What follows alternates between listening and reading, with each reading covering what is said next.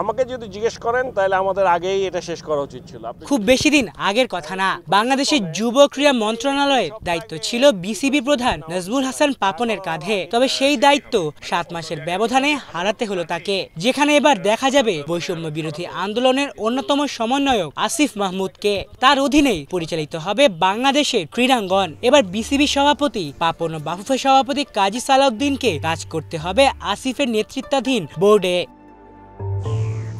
পুরনো মন্ত্রিসভা ভেঙে দিয়ে নতুন করে মন্ত্রিসভা গঠন করা হয়েছে অন্তর্বর্তীকালীন সরকারের, যেখানে যুব ও ক্রীড়া বিষয়ক মন্ত্রণালয়ের দায়িত্ব পেয়েছেন বৈষম্য বিরোধী ছাত্র আন্দোলনের অন্যতম সমন্বয়ক আসিফ মাহমুদ সজীব ভুইয়া। শুক্রবার মন্ত্রিপরিষদ বিভাগের এক প্রজ্ঞাপনে এ তথ্য জানানো হয়।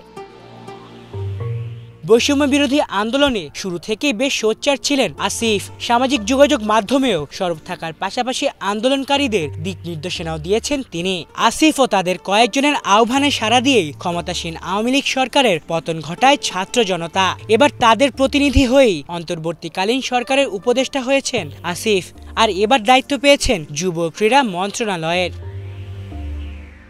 তবে যুব এবং ক্রীড়া মন্ত্রণালয়ের দায়িত্ব হাতছাড়া হলেও এখন পর্যন্ত বিসিবি সভাপতির পদে ঠিকই খাতা কলমে বহাল আছেন পাপন। যদিও আওয়ামী লীগ সরকারের পতনের পর বর্তমানে তিনি দেশে আছেন কিনা তা এখন পর্যন্ত জানা যায়নি। তবে বিসিবির নীতিমালা অনুযায়ী 2025-এর আগ পর্যন্ত বাংলাদেশ ক্রিকেট বোর্ডের সভাপতি হিসেবে মেয়াদ আছে তার।